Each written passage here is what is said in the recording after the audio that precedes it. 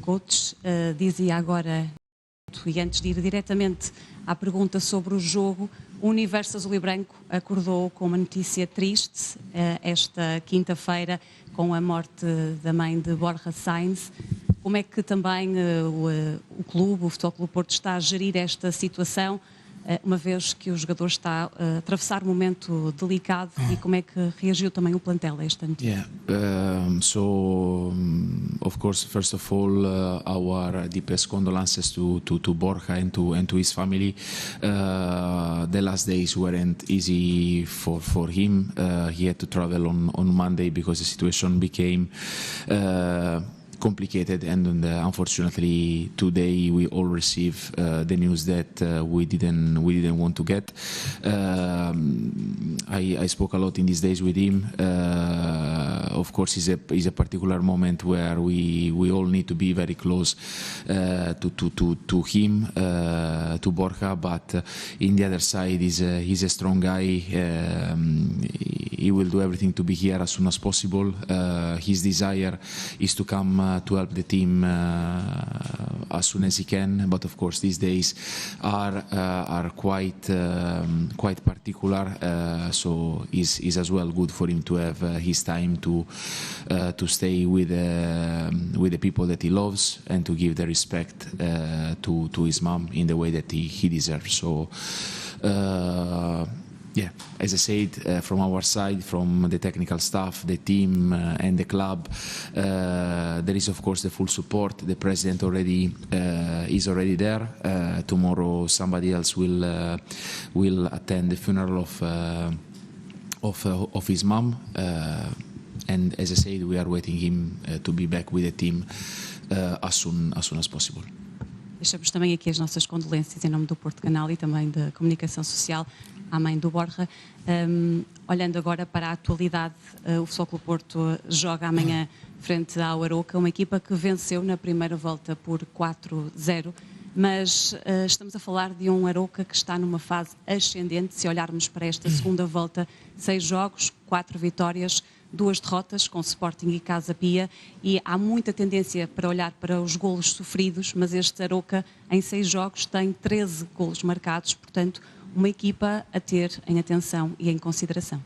Yeah, you put together numbers that are quite impressive. The good part is the fact that I remember when we play against them in the first leg, and I was underlining their style of play, the way that they play, because for me it has been since the beginning one of the team that play the most interesting football. In the first half of the season, they got 14 points out of 17 matches, but in the second leg, as you said, they made already 12 in 6 games. That is quite impressive number, but really the way that they play and how organized they are is quite special. And I confirm what I said in my first press conference, the press conference of the first leg, because really it's a team that work really well. So a lot of credit to Vasco, the coach, because they are doing a great job, a team that is doing as well a very interesting work as well in the set pieces. I think it's already 2-3 times that we see very good and very well trained offensive combinations. So it's definitely a team that deserves all of our awareness and focus to be ready to compete and of course to get the results that we want. Sport TV. Boa tarde, Francisco Farias. Estamos em direto para a Sport TV+. Os jogos estão a decidir-se em pormenores. O pormenor do Futebol Clube do Porto jogar agora antes que os adversários pode ter algum impacto. Tem jogado sempre depois, nas últimas jornadas. Agora vai jogar primeiro que Sporting e Benfica. Pode ter algum impacto? From our side, play first, play after. You know, it's football. So we had, as you said, a few times the opportunity to play ahead because, of course, for us playing Europa League, most of the time we are the team that is following or that is closing the league weekend. This time we are going to play on Friday, but I think we are prepared to and focus especially for the game, for the approach that we need to have to give continuity of performances, to keep the intensity that we put in the last game in Dragao against Rio Ave, with a really strong approach, with a really strong mentality, and again keep climbing, keep moving forward. That is for us, of course, the most important part. SIC. Boa tarde, Francisco. Estamos em direto para a SIC e SIC Notícias. Tem vantagem o Benfica por jogar apenas campeonato a partir de agora? So Benfica have advantages for playing just the championship from now on. I don't know.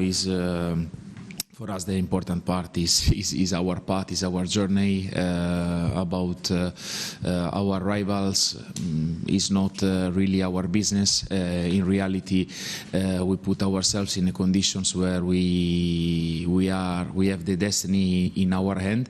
This is what we did since the beginning of the season, to try to be in a place where we wanted to be, and we are where we wanted to be. Now is for us to keep pushing.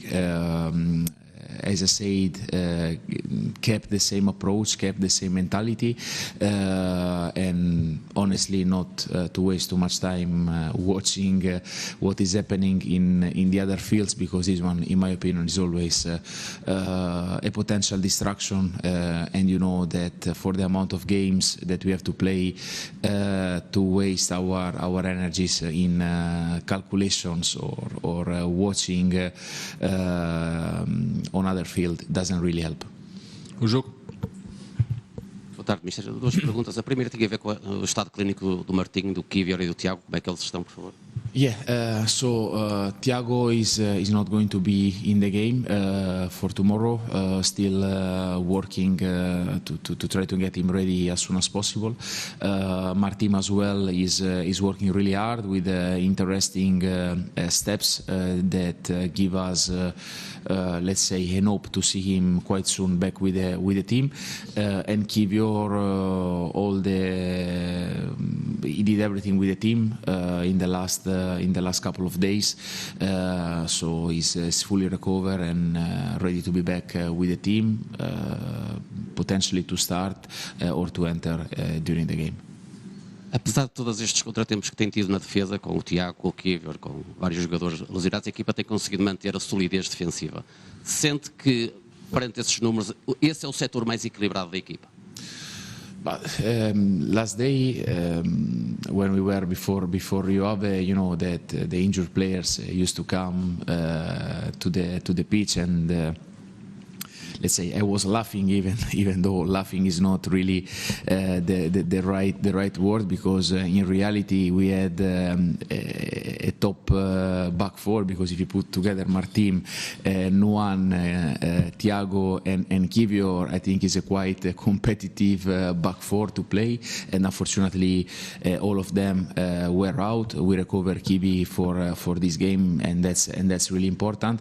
Plus, of course, the two big injury up front of Samu and Luke. So in reality, I think what this team is doing great. That so far we managed quite well to cover or not to make feel that much these injuries that again are really unlucky events, because the majority of these one are coming from contacts. But I think the team and the players that are part of the team are always showing up in a very strong way, with a top mood, with a top capacity to make themselves ready, and ready for the team, ready for the club, and ready to give to our supporters good performances and as well results. Record. Francisco José Miguel Machado, Jornal Record. Perguntava-lhe pelo Samu, ele voltou esta semana ao Olival, como é que o encontrou e que sensações é que ele lhe passou depois da No, operação? we of course he came back a couple of days ago. It was really good to have him back, to have the opportunity not just to share messages or video call, but to have him with us, to see his smile, to be with his teammates. Of course, in the other way is for me it's really sad. Today I had an image that I was, we were on the pitch working, and I see Luke that was doing some bike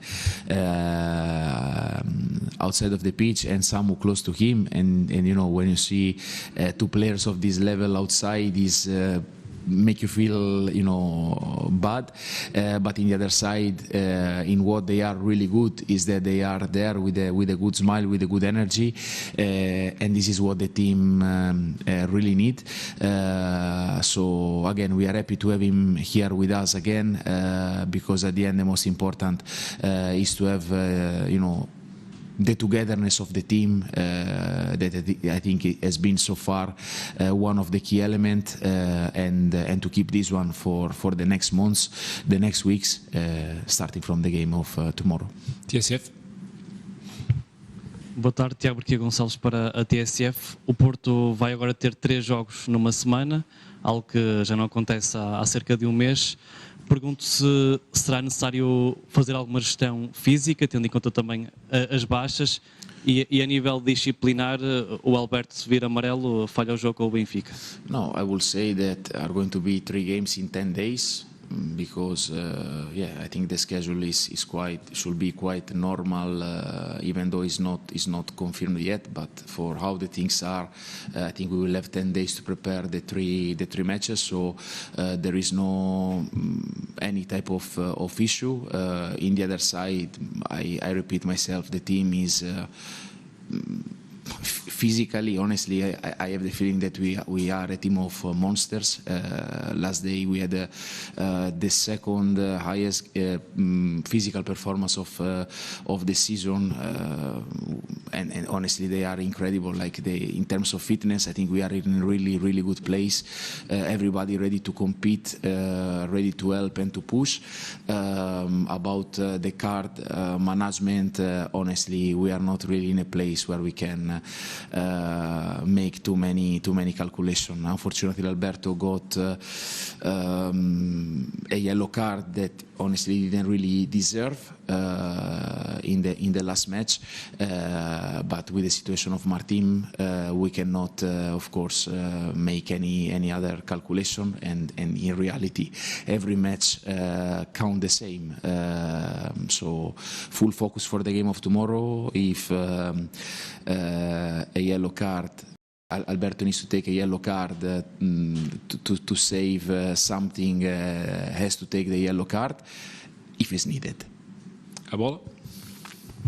Olá, Mister. Os golos dão confiança aos avançados. No caso do Dennis Gull, ele não marca para o campeonato há 4 meses. Isso é uma situação que o preocupa? No, Dennis scored last day. Unfortunately, for 8 centimeters, the goal was disallowed. I think it's clear that I think the last goal, Dennis scored against Arouca, he scored against Moreirense. Both goals were quite important and decisive.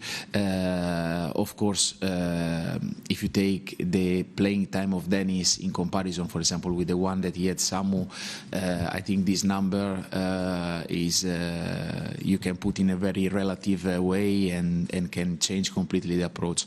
I think Dennis is doing well.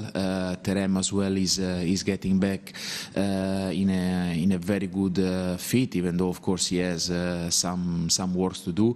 But no, I think we are really confident with Dennis, with the work that he's doing. And of course we are all waiting for goals that for a number 9 are always really important, but he's always around, and the most important part is to be in the right place, and the goal is just a matter of being there in the right moment, and I'm absolutely confident that the goal will arrive very soon. Última pergunta, JN. Olá, Mister. Nuno Amaral, JN.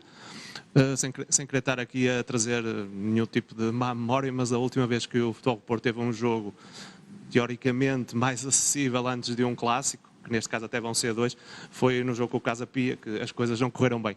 Nesse sentido, queria lhe perguntar se sentiu necessidade de reforçar a importância deste jogo com o Arouca junto dos jogadores, porque no fundo vale os mesmos 3 pontos que, por exemplo, o jogo com o Benfica.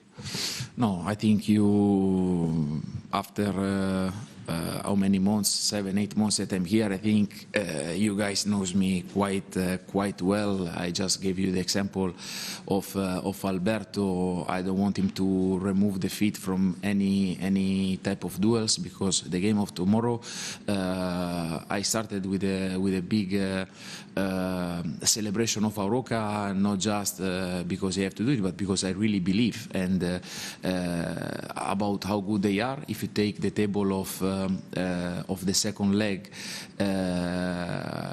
we are 5th. We made 13 points in the second part, and they are just 1 point behind us.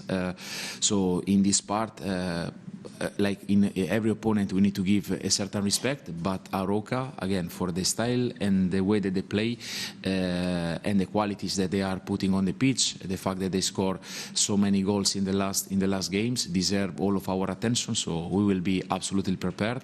What is the next is the next. Our marathon is made by small steps, so one after the other, and the next one for us as a name, yellow t-shirt, and that's for us the most important part. Obrigado a todos, até amanhã. Obrigado. Ficamos com as declarações de Francesco Farioli, de antevisão e lançamento da partida desta sexta-feira frente ao Arouca, o treinador do Futebol Clube do Porto, que acaba por dizer que este percurso é uma maratona de passos pequenos para olhar para o grande objetivo, isto questionado sobre o facto de o Arouca antecipar então esses 2 clássicos, primeiro com o Sporting para a Taça de Portugal e depois com o Benfica para o campeonato. E o treinador do Futebol Clube do Porto disse que não necessitou de alertar os jogadores, isto olhando a um passado recente da derrota com o Casa Pia, por ser o Futebol Clube do Porto favorito e ter perdido esse jogo. Diz Francesco Farioli que não precisou de alertar os jogadores para qualquer fator de atenção sobre este Arouca, porque como começou a dizer nesta conferência de imprensa, este Arouca está numa fase de ascensão, tem progredido, está a evoluir. Prova disso é o facto de, nesta segunda volta, em 6 jogos, tem 4 vitórias e 13 golos marcados. Portanto, o plantel portista muito alertado para o potencial da equipa orientada por Vasco Seabra. O treinador do Futebol Clube do Porto também questionado sobre a vantagem do Benfica estar agora com mais tempo no calendário para se focar no campeonato. Diz o treinador do Futebol Clube do Porto que os dragões estão focados em si próprios, não há espaço para perder a olhar para aquilo que vai acontecendo noutros estádios, estão focados na sua missão e no seu objetivo. Uma conferência de imprensa que abriu com então as condolências do treinador do Futebol Clube do Porto neste dia, esta quinta-feira, que acordou com uma notícia triste para o universo azul e branco, com a morte de Borja Sainz. Ele que será mais uma baixa para o treinador portista para o jogo desta sexta-feira.